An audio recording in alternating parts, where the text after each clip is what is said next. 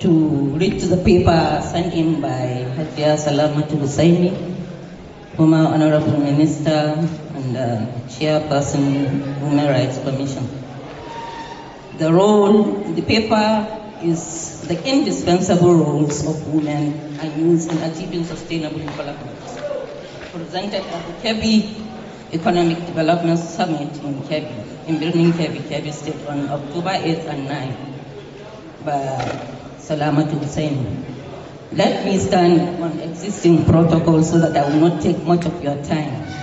It is indeed a great honor for me to be invited to speak at this very important occasion that has the potential to create outstanding impact for our dear state and indeed entire country.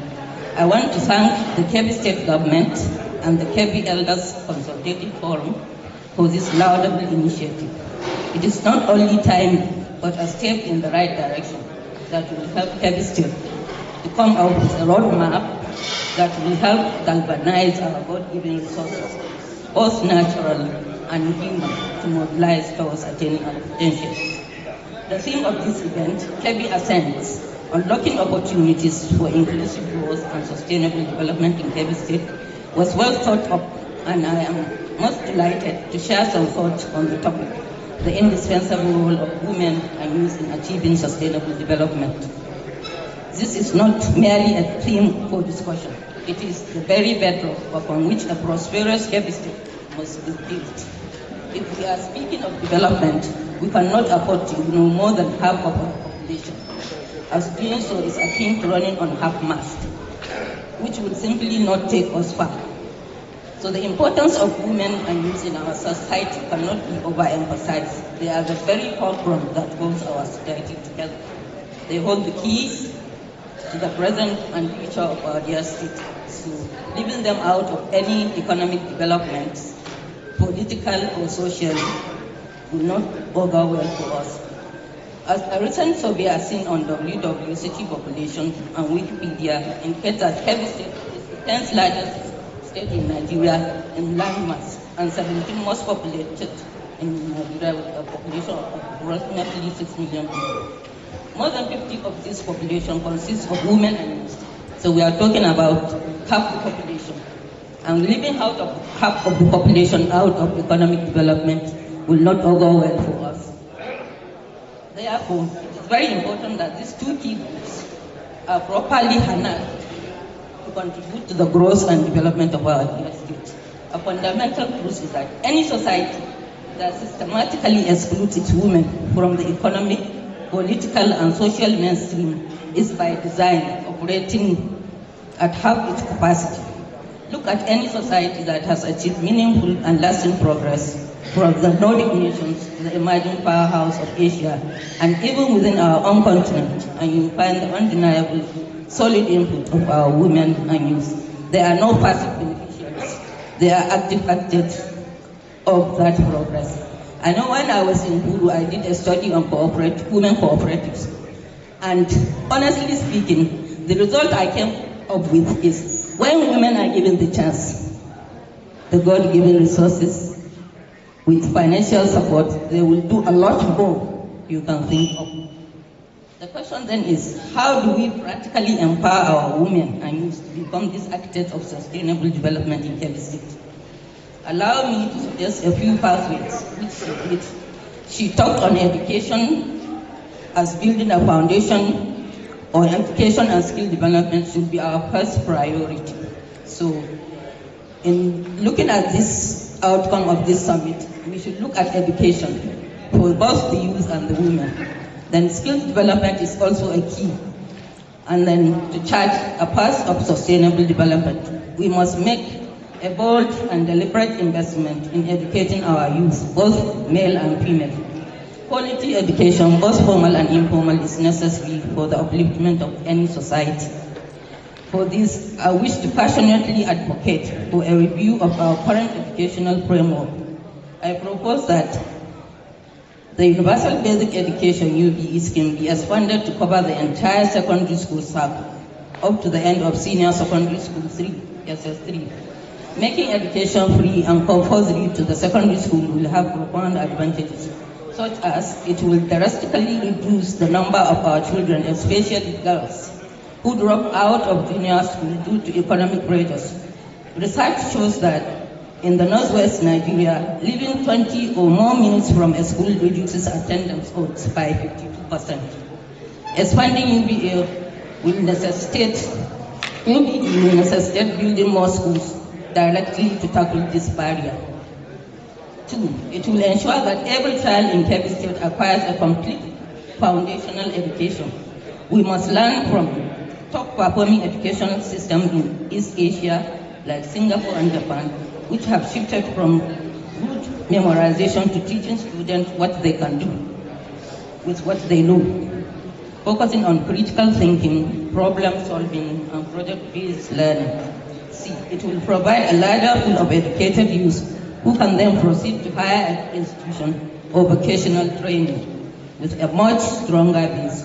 Furthermore, it will keep our youth in a productive and structured environment during their most formative and vulnerable years, shielding them from negative influences.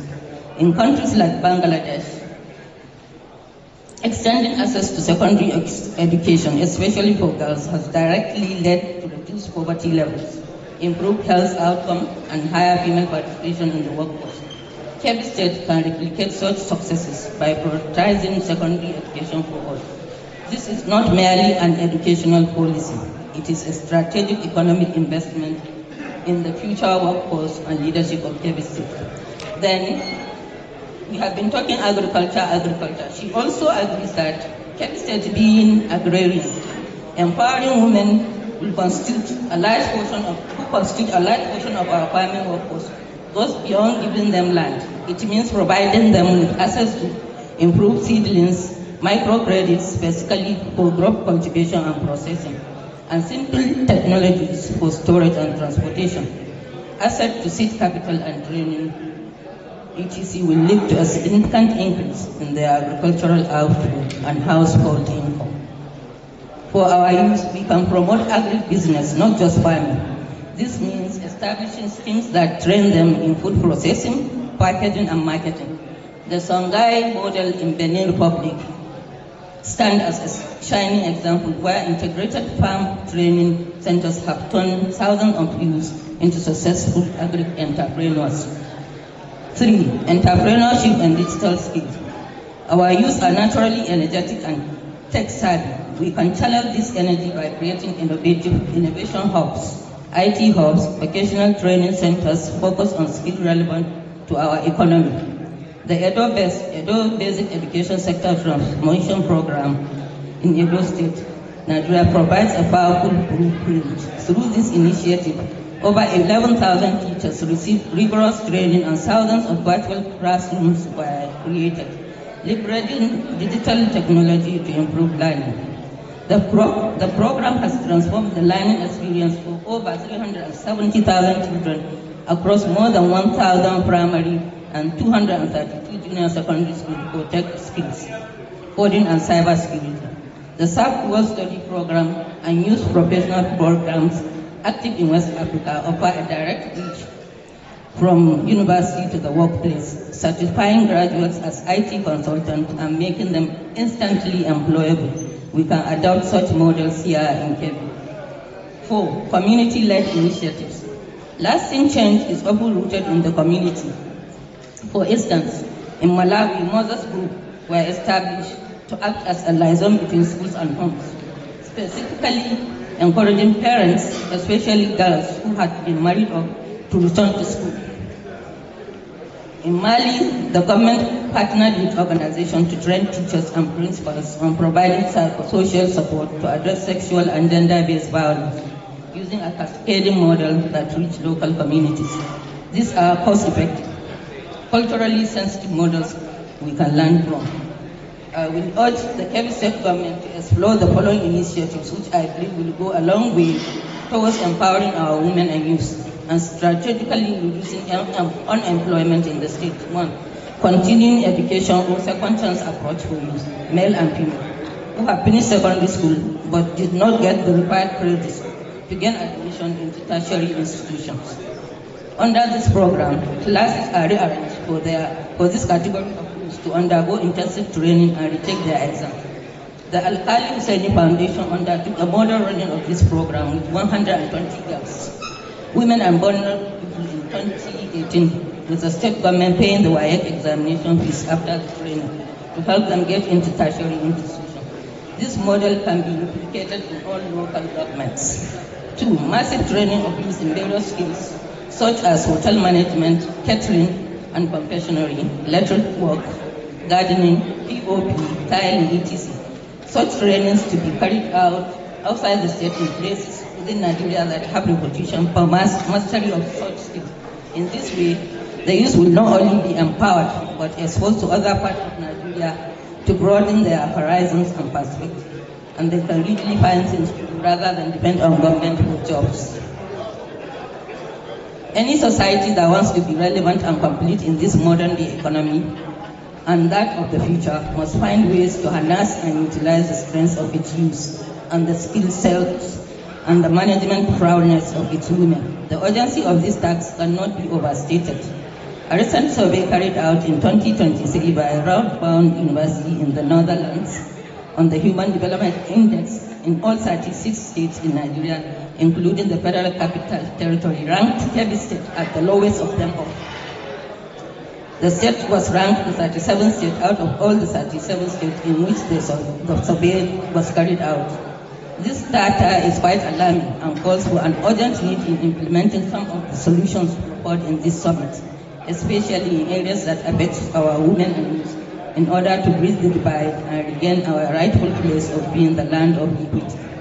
In closing, let me state that the progress of Kebbi State is not a dream beyond our reach. But to succeed, we must be willing to carry everyone along. Let us make a collective commitment to deliberately create policies, allocate resources, and champion initiatives that actively integrate our women and youth in the core of our development agenda. In fact, we do not need to look far to see how empowering women transforms community.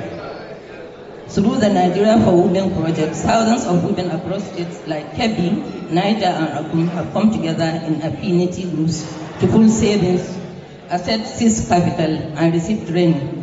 These groups have already raised over 1 billion naira internally, which has helped women expand their farms, increase yields, and support their households.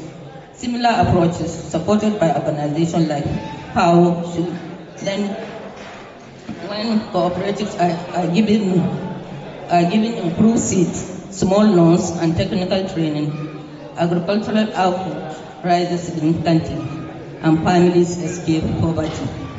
These are practical proofs that when women are given the tools, they lift not only themselves, but their entire communities. Let us move from merely talking about their potential to create an enabling environment where the potential can flourish. It is my sincere hope that the blueprint that emerges from this summit will have the empowerment of women and youth woven into its very fabric. Thank you once for coming up with this summit. It is a welcome development, and I hope this will continue and the gains from it capitalize. Ideas duly and promptly implemented. I am most grateful for the honor accorded to me. May Allah's blessing. May Allah bless Kebbi State and bless the Federal Republic of Nigeria. Thank you for listening.